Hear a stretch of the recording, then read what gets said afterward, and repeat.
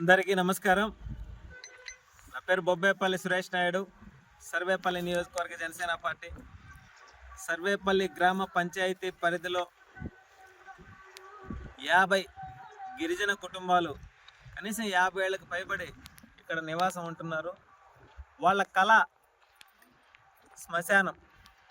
ఆ శ్మశానానికి కనీసం దారి కూడా మూసుకుపోయి శివాయి స్థలం అవడంతో దిగువనున్న రైతులు వాళ్ళ భూముల్లో కలుపుకునే విధంగా ప్రయత్నం చేయడం, దానిపై గత 5 ఏళ్ళు అనేక సార్లు మండల కార్యాలయంలో వినతి పత్రాలను అందించా. అయినా ఎవరు కూడా స్పందించలా.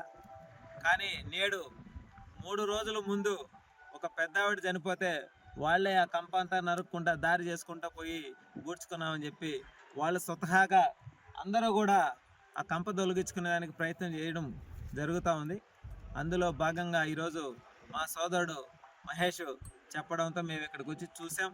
వాళ్ళకి ఒకటే హామీ ఇచ్చా, ఎంపీడీఓ గారితో కూడా మాట్లాడా.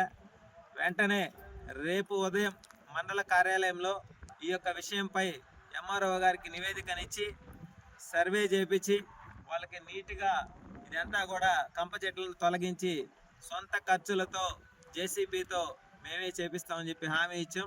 ఆ హామీని నిలబెట్టుకుంటాం.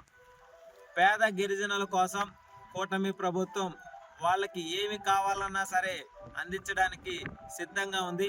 మా అధినేత పవన్ కళ్యాణ్ గారు ఏదైతే గిరిజన తాండాలలో 75 సంవత్సరాల స్వతంత్ర భారతదేశంలో డోలీలలో మోసుకుంటా రోడ్లు లేక బిడ్డలు కనీసం చెప్పులు కూడా లేక అల్లాడిపోతూ ఉంటే వాళ్ళందరికీ కూడా రోడ్లు వేపించి ఆ బిడ్డలు చదువుకునే దానికి వాళ్ళకు వైద్యానికి అనేక విధాలుగా సహాయ సహకారాలు అందించినటువంటి విషయం మనం చూసాం. అదేవిధంగా ఈ సర్వేపల్లి నియోజకవర్గంలో కూడా 117 పంచాయతీల్లో గిరిజన కాలనీలన్నీ కూడా తిరిగి వాళ్ళ యొక్క సమస్యలను పూర్తి స్థాయిలో పరిష్కరించేదానికి కూటమిలో భాగంగా జనసేన నుంచి మేము సిద్ధంగా ఉన్నాం.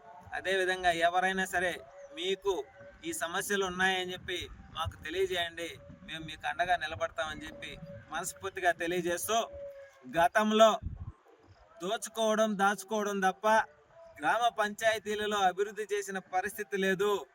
కానీ కూటమి ప్రభుత్వం పంచాయతీరాజ్ శాఖ మంత్రిగా మా అధినేత డిప్యూటీ సీఎం పవన్ కళ్యాణ్ గారు తీసుకున్న శాఖ ప్రధానమైనది. అందులో భాగంగా గ్రామాలలో సమస్యలను పరిష్కరించడమే మా లక్ష్యంగా పనిచేస్తామని చెప్పి మనస్ఫూర్తిగా తెలియజేస్తా ఉన్నాం ఈరోజు.